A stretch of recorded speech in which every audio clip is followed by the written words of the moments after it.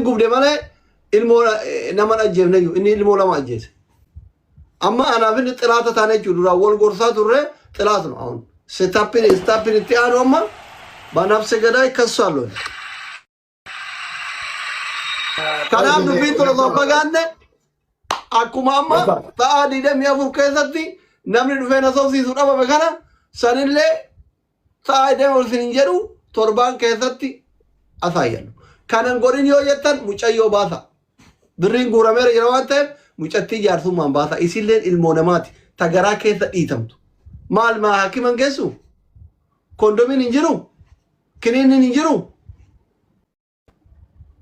Yeroo guddate jaarraa idee tokko keessatti tokkoffaa keessatti seennee akkamitti ilmoon dubartii garaa keessa dhiitamtee ulfirraa ba'a. Min maalat nu? Haramaneedha gurbaan dhugaa isinitti himaa.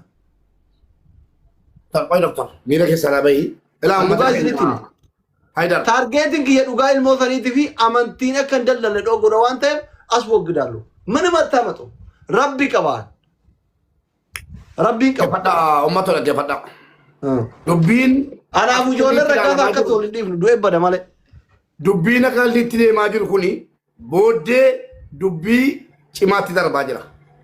Namni ragaadhaan dura dhaabatu dhabame miti jara keenya. Erga ragaan biran dhaabanne maal ustaazonni keenya yoo keessan jirre sila amma maaf keessan galle. Mucaan kun gara lamaan rabsamaa ramma. Utuu dubbii asii cuftanii dubbiin cufate amma gara lamaan rabsamaa jira. Kaani darrabsa warra manti keenya darrabsa mucaleessa goon. Kanaafuu mucaa qabaati kottu amani eeyyee galatooma birri ammaninaa guuramee jira jedhee dubbiyaa cufu.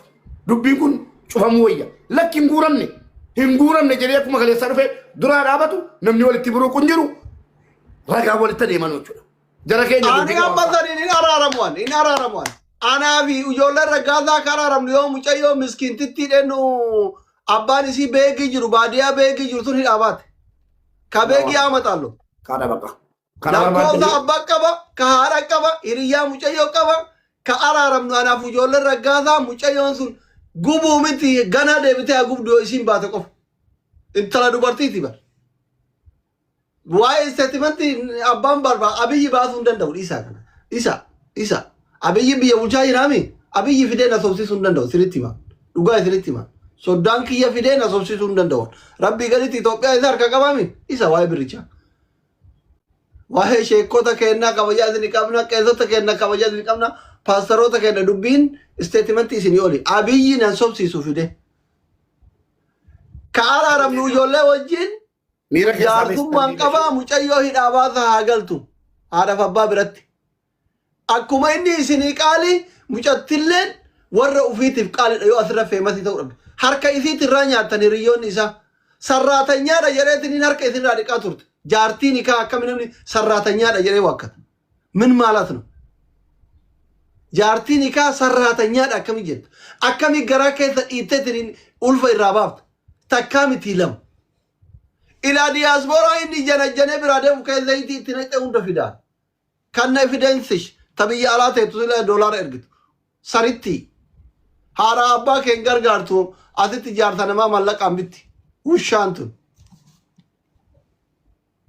Hai. Amma isi wonne akkasitti araaramnaa nagaatti tura warri asirra jiratan warri ijoollee raggaasaa itti dhiyaatan jaarsummaan qabaa asli wajjin kan araaramtu yoo jaartii ta'e ta'idhaa jirtu araaramtee baafte qofa yaani birriin hin gaa gumallee. Waa takkatti isin kadhanna. Kadhadha.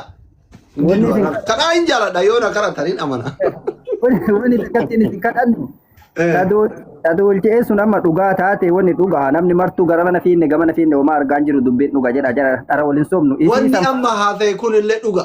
Garaa keessa dhiitamuun, tumamuun, reebamuun, jaartiin nikaa sarraatanyaa jedhameetiin mooraalni isii tuqamuun warri isa wajjin daawwaa godhaa ture hundi hin beeka warri mana isaatiin nyaata. Hunda beeka.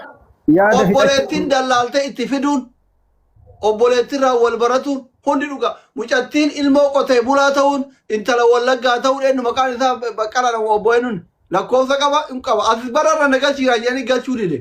Jaarsummaa isin dhiisuuf. Amma taalloo. Amma gabaabduu wannan jedhu isii tama birri tana isin kadhachuuf ta birri wanni dhugaa irraa dhaabadhaa haa nyaatee si faa'uu fi Tanallee hidhabaa taa'ee hidhabadha. Dhiifama gaafadha. Tana ta mucattii ta jetta waliin itti deemna nu martuu mucattiin haa baatu. Nulle kunilli gaafii kenna mara. Kadoolchee eega dhufanii ragaa nu kaleessuu didan doolcheen sanii oluu jiraachoo nu maraayyuu ragaan guutuun argamee jira namni martuu irraa dheesse waan kana. Kadammoo mucattii miidhama faana deemnee waan san mootummaaf akkana goosimnaa san nu martuu irrumaa dhaabanneeti rabbi haa si feessuufi fayyaallee rabbi haa kennuufi isii takkatti doktora isin kadhannaa.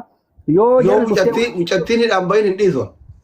Waan mucattiisan walumaan gaafanna gaafii hawaasaati. Intala durbaa qabaan ilmoo durbaa lama qabaa of jala waan boru ijoolleetti taatu hin beeku hin dhiisu. Hin dhiisu. Waan mucattiin hagaa baasanii ta doolcheesanii masifeessinaa fi akkasitti nu wanti jedha waan mucattiisanii kun abbaan murtiillee asira. Abaazarri silaallee heydariin bilbila irraan kaasan jedhanii bilbila amma abbaa murtii irraa hin kakaasan na fakkaata gizeetiif dhaqanii dippiloomaasii amma haasaame kanaan yoo ka fudhatanii abbaan murtii jaarsummaa hin fudhatanii mucattii araaramaan baasu tabiraan gubbaan nu feetanii teessanii yoo mataa nu hiite laatiyya hin dhiisan ila akki jira akkana doktor Ustaz Ahmad waa gaafadha Ustaz Ahmad wayya habibi Abdii Raggaasaa obboleessa keessanii miti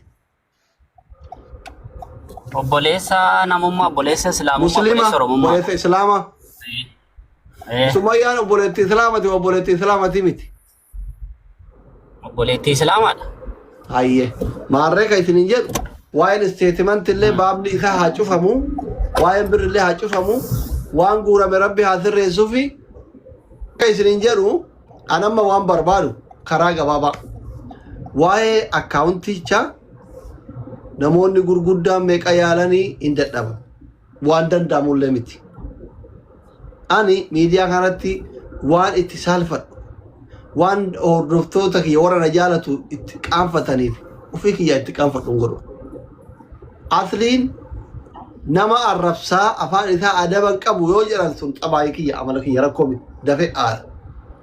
Hannaa fi kijiba hin godhus godhees hin beeku fuula irratti illee hin godhu. Amma waan isin jedhu eega inni obboleessa keenya ta'e isilleen obboleettii teenna warri asirra jirtan hundi keessanuu dhaqaa shimgilinaa qabaa mucattii miskiintittiin baate tiraanspoortii aga wallaggaa deemtuun ana kennaa fi duraalee nama bira teettee qara'aa turte jedhanii yoo qaraatellee ilaallee nama bira geenna kiraa irraa kafallaa uma wanni isa mileen 16 guurree isii guruu dadhabnuuf hin jiru irraa kafallaa mucattii hidhaa baasa.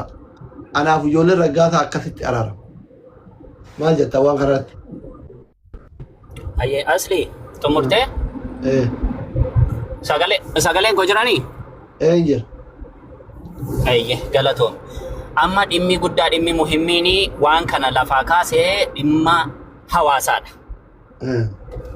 Qabxiin guddaan ishuun dhimma hawaasa buqqa'ee jiruu fi gargaarsi haa ta'u ituu jedhamu inni viidiyoo sooshaal miidiyaa kanarra deddeebisee gadhiisuu fi akkasuma bakka gastii seenutti dhimma isaa kana himatudha. Miti kan kana kaase.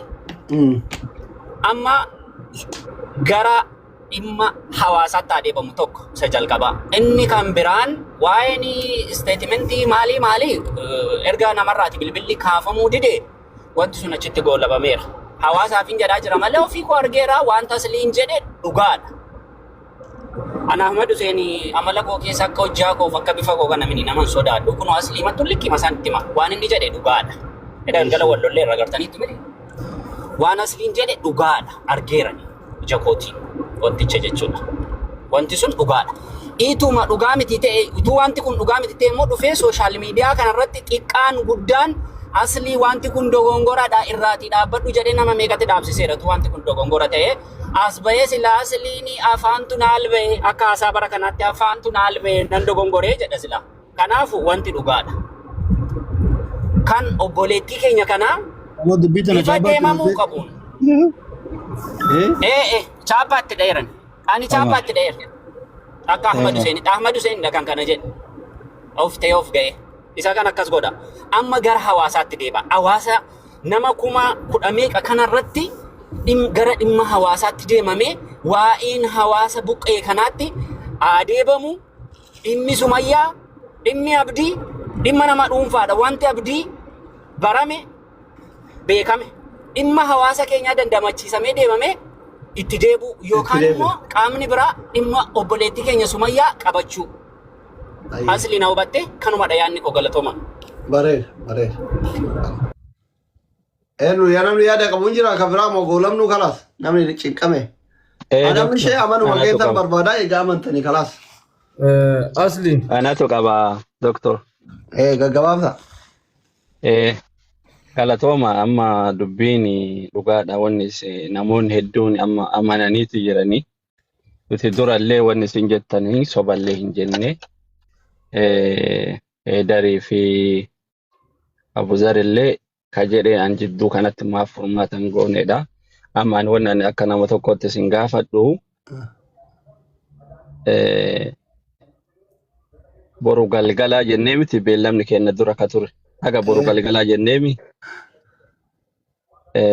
Imimmaan reeffa firaa torba gara galchanii sani yoo danda'ee bilbila narraa kaafame hiyyaalaa yoo dadhabame ammoo anillee akkuma uummanni koowwan amanaa jechuudha.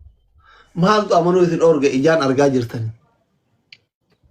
Hadiisa daliilatti amantanii isin da'iifa barbaadanii kana daliila dhiibtanii? Maaliif seete? Abbaa murtii ana isinii qajeelchaa kenname. Akkamitti osoo hadiisni daliilli Bukaarii Muslim jiru da'iifa barbaada? Ana asli waa isinii qajeelchaa anamma bilbile. Amma asumaga jiru kana isarratti miti akkuma isiniin jedhe namootuma dhimma kana keessa walaba ta'an nama asiillee ositti illee hime namatti illee hime namni hunduu irraa fudhachuu illee isinillee irraa amanuu dandeetta namni achi keessa jiru. Waan kanarra jirraa isinoo maalirra gettanii jedhee gaafadhe ganamarraa dhimma kanarraa akka adda baasa itti dubbadhee ture. Amma isaan kan jedhanii waan xiqqoo wayiiti jirra xiqqoo nu eegi haga baankiillee geennee jira haasaallee akka haasaatti waliin turree jira baankiillee isteetimentii baankiillee baasanii harkaa qabanii maaltu ittaanaaf akkamtu ittaana waan jedhu xiqqoo yeroo nu kennaa jedhanii. Haasaya keessatti waan na sobsiisu fakkaata tenne eeyna. Aboo dhiisi kaatti. Waa kana keessa amma gammaa qoradhee agarre ani jechi xiyya kareessa illee lafumatti maan fidhe anu kun lafarraa waan kana deemaa lafarraa waan kana godhaa jedhe malee asirraa haasa'u mun jedhe malee isaan baasan isinitti immoo ana afaanin. Isteetimantii amma isaan baasan isinitti immoo na sobsiiftanii ka duraa malee ka haarawaa. Na agarsiiftee bara baati. Laala haarawa. Ka guyyaa kuran dura ati keessin garsiise.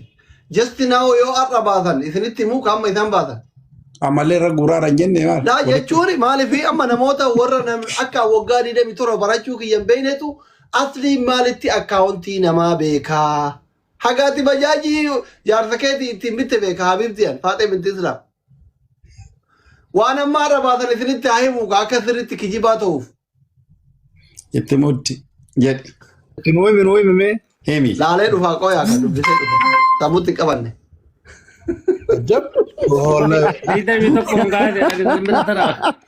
Asbaa situ. Jara na yoo tasira jira kana booloo godha. Ayyee qaarraa isinii baasaa qo'a. Ani wanni si himu garuu nama namoota isin qopheessuuf qopheessaa. Sa'aatii 8 dura Abdii Raggaasaa lammii koo galatoomaa. Miliyoona 6 geenye.